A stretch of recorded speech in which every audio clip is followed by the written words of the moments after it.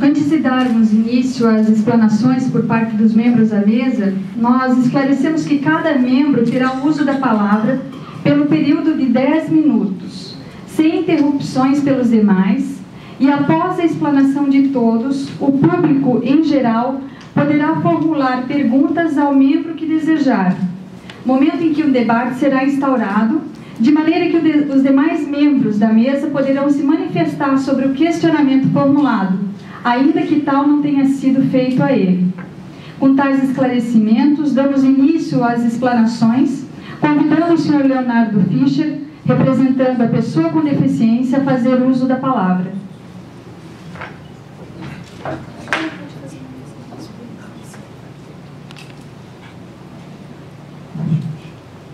Boa noite. Bem, o que é que eu vou dizer? Eu sou uma pessoa simples. Eu nasci em 39 e com certa dificuldade. E já em 1992 eu plantei a primeira prótese e com muita dificuldade depois tive que fazer, que também já tem mais ou menos 10 anos, não me lembro bem, mas eu fico triste porque na verdade faz tempo e já fiz 8 pessoas, 8 médicos fizeram as justificativas e agora novamente eu tive que entrar na fila, porque em 30 dias para mim ver um novo laudo é difícil conseguir. Como dinheiro para pagar não é aceito, nem teria dinheiro. E isso ainda, na saúde pública está muito difícil para conseguir. Então teve que entrar na fila, conseguindo encaixes para pessoas que desistiram, e até agora, então fico triste com todos esses laudos. 78 anos, ainda preciso fazer isso para mim. Uma dificuldade, eu tenho até um laudo aqui, que eu tive uma pneumonia aguda, 2 repetições, quase não posso andar. Se me for negado o direito, só pelo patrão, o médico não justifica, se caso não justificar, eu vou estar no fundo da cama, porque não tenho como subir um ônibus, ou chegar até num posto ou num ponto de ônibus. Então o carro para mim é um privilégio, porque eu posso fazer compras nos carrinhos, nos supermercados, serve para mim como fazer meu apoio, serve no lugar da minha bengala, e assim eu teria um meio de levar. Minha esposa também não dirige, então eu fico triste de ter que passar isso. A isenção foi começada em janeiro ou em fevereiro, digo, e até agora foi devolvido simplesmente em 30 dias, eu tenho que justificar. Então, para mim fica muito triste de ter que agora sair às pressas ou ver quem me justifica. Ainda hoje eu tive médico e agora está agendado, não sai, vamos me ligar quando tenho direito. Então o prazo de 30 dias para mim é uma situação difícil. Obrigado. Esclarecimentos acerca da denúncia apresentada à Comissão em Defesa da Pessoa com Deficiência da OAB Joinville.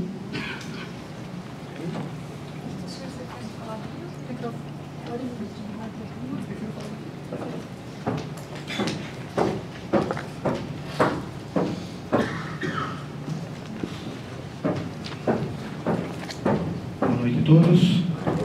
Quero agradecer o convite da OAB, da Adriana, por termos a oportunidade de expor a situação da Receita Federal. Nós sabemos que a Receita Federal é o centro de tudo isso aqui, nós que somos responsáveis por verificar todas essas questões. Então queremos agradecer a Adriana pela presença e a OAB pela presença de estarmos aqui podendo expor a visão da Receita Federal. Nos atendo à questão do debate se direito ou isenção, a Receita Federal entende que essa isenção concedida, ela é um benefício fiscal. Então, se é um benefício de direito, começa entendendo que é um benefício fiscal. Até apesar de divergências de doutrina, que às vezes a própria Constituição coloca como coisas diferentes, isenção, imunidade e benefício fiscal. Mas nós sabemos pela doutrina, e o que a Receita Federal aplica, que a isenção é um benefício fiscal. O legislador, a hora que ele colocou numa lei lá, são isentos os automóveis, o IPI dos automóveis, então ele está entendendo que vai ser dado um benefício para as pessoas. E a lei, na hora que a lei foi criada, ela diz, são isentos os IPIs dos automóveis quando adquiridos por. Então, pela questão dos taxistas, em algumas questões concessionárias, de táxi, etc., até chegar nos deficientes físicos, visuais, mentais e autistas.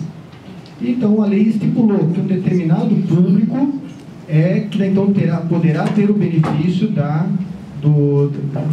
isenção do IPI na aquisição de automóveis. Então, não é uma isenção ampla e restrita, ela é uma isenção direcionada para um certo público. Com isso, então, nós já chegamos à segunda questão. A isenção de IPI na aquisição de automóveis é um direito? Sim, é um direito. É um direito para aquelas pessoas que conseguem se encaixar no que a lei fala. A lei restringe para um determinado público. Então, não posso eu chegar lá e adquirir um automóvel com isenção de IPI, somente uma pessoa com deficiência ou até um taxista.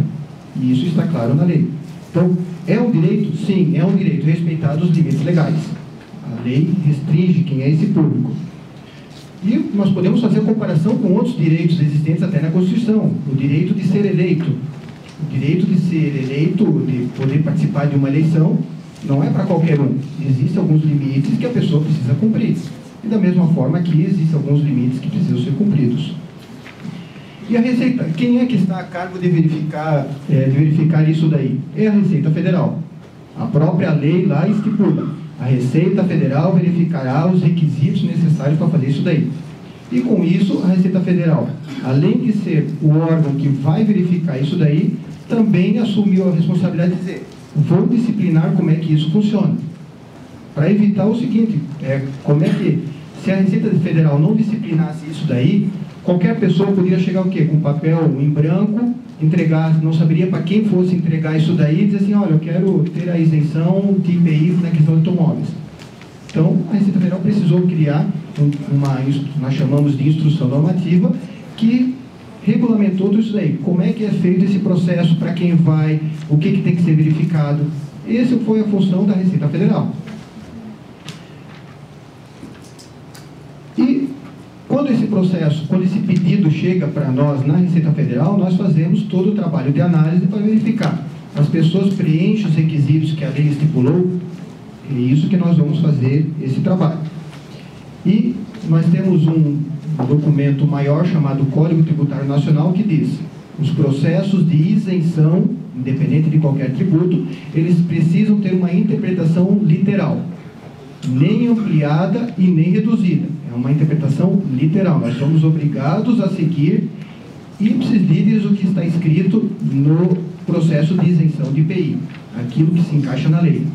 Nós não podemos nem fazer vista grossa e querer facilitar os processos, e também não podemos apertar mais do que está dito pelos documentos legais.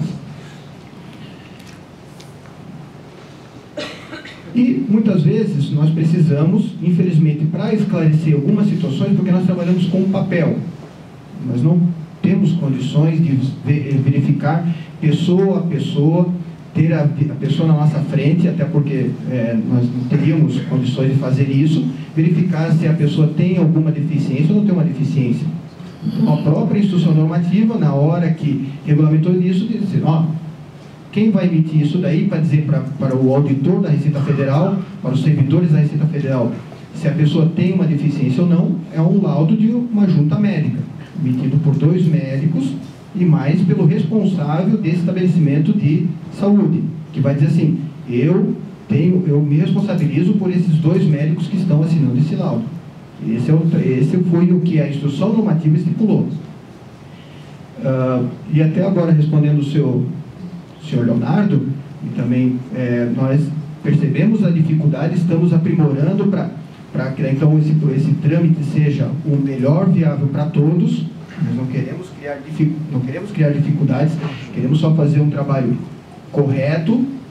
Então, nós estamos agora percebendo essa dificuldade, nós estamos agora, no caso de solicitação de laudo, nós estamos aumentando esse prazo para 90 dias, para que as pessoas possam, num tempo hábil, poder fazer esse pedido junto aos médicos, para que possa conseguir esse laudo.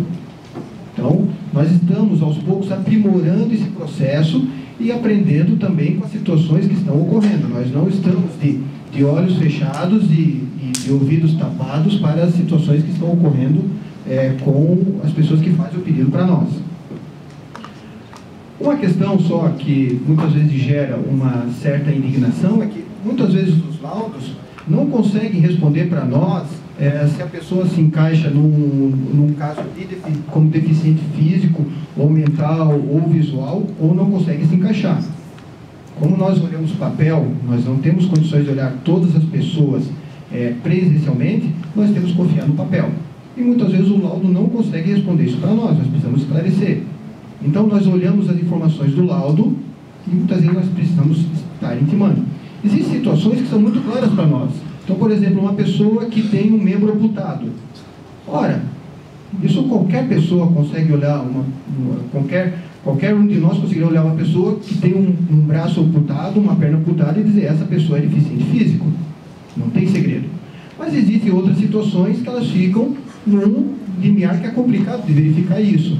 Então, nesses momentos, nós precisamos de esclarecimento. Entendemos que é uma situação difícil para a pessoa, mas não estamos desconfiando muitas vezes a pessoa. Nós precisamos de informações complementares, nós precisamos ter essas outras informações.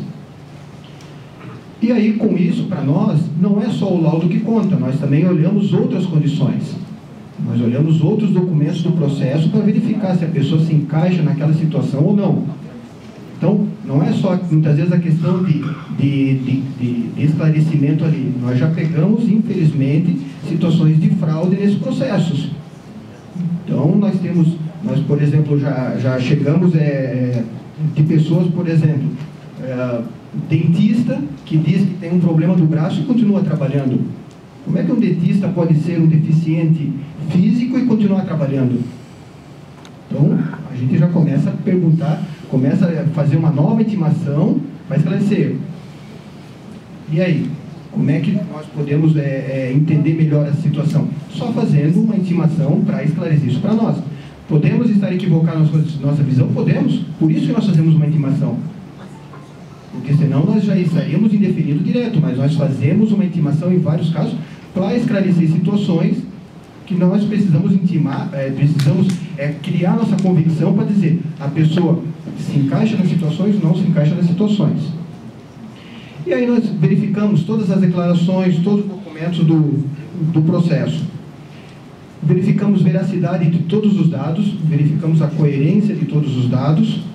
E como eu disse, nós verificamos também, infelizmente, nós não vamos tapar o sol com a peneira, nós verificamos possibilidades de fraude que as pessoas muitas vezes podem estar tentando passar pela Receita Federal.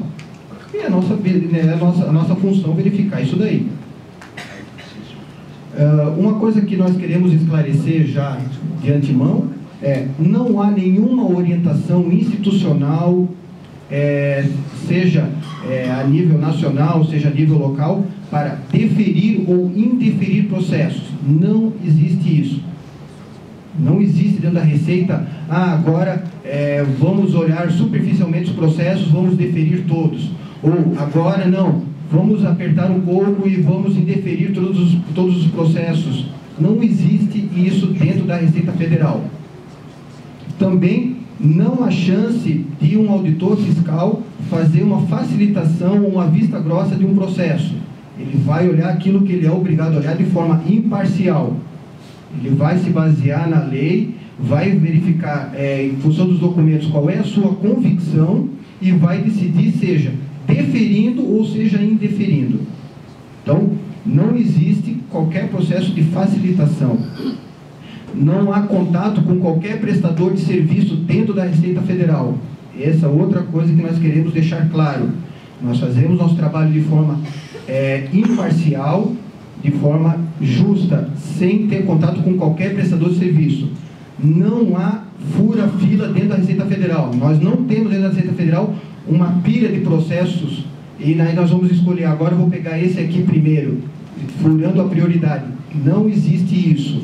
Nós temos uma equipe de 8 pessoas, para vocês terem ideia, numa sessão onde nós somos em 17 pessoas e temos que trabalhar muitas vezes processos de milhões de reais, nós temos 8 pessoas dedicadas aos processos de isenção de IPI.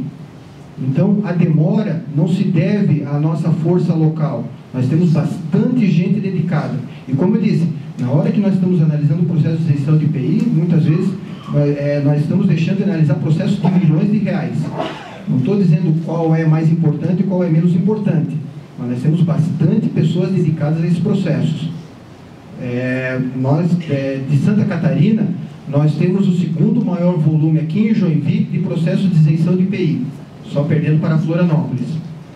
Então nós temos um grande volume, muitas pessoas dedicadas, como eu disse, de 17, vejo que nós temos 8 pessoas dedicadas a fazer, nós temos um belo de um batalhão ali para poder fazer esses processos de isenção de IPI.